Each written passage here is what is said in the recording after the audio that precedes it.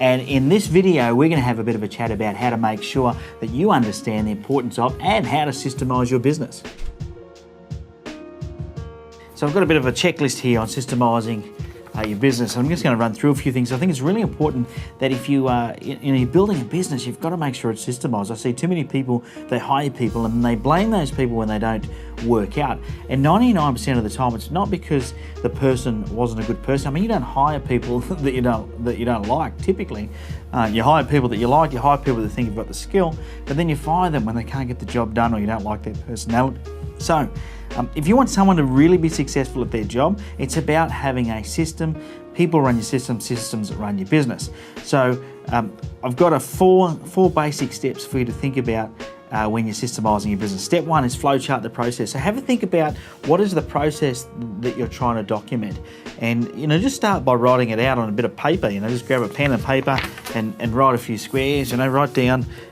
Step one is this, step two is this, step four is, just go through and here's if it's a decision, use a diamond like that, so, is it a yes, is it a no? So you can start to think about what the system is, that you're trying to create. And then as you go through and flowchart it, forget about fancy software for this, by the way, for now.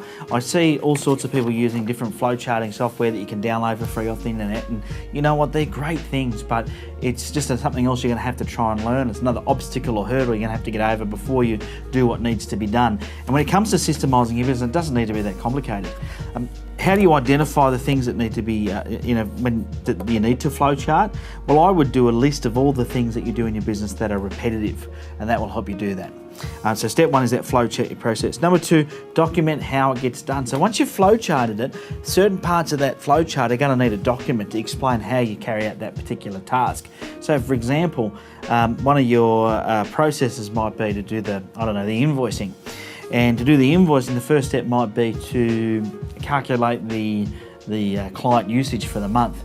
Well, there may be a process that you need to document for someone to follow. Step one, step two, step three, step four. So within that flowchart will be sort of sub-flowcharts, if you like, or processes that people will follow.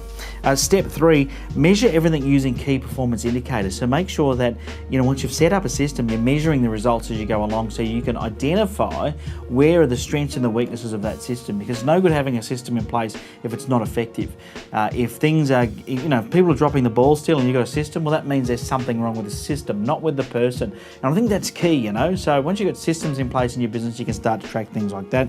The fourth thing then, which sort of that's a good segue into the fourth thing, is to make sure that you have a way, or you can allow systems to grow, bend and change and be flexible. Systems are never finished. I know that's going to shock you. You're probably thinking, geez, Ben, I wish I could just get these systems done, but they're never finished. So, if you're going to develop systems in your business, you need to be ready for the fact that they are going to change, that you do need to be ready and be flexible to be able to change them. Take team sort of responses to help you mold them, and continually and forever go on improving them so you can make sure your business is more efficient. So there you go.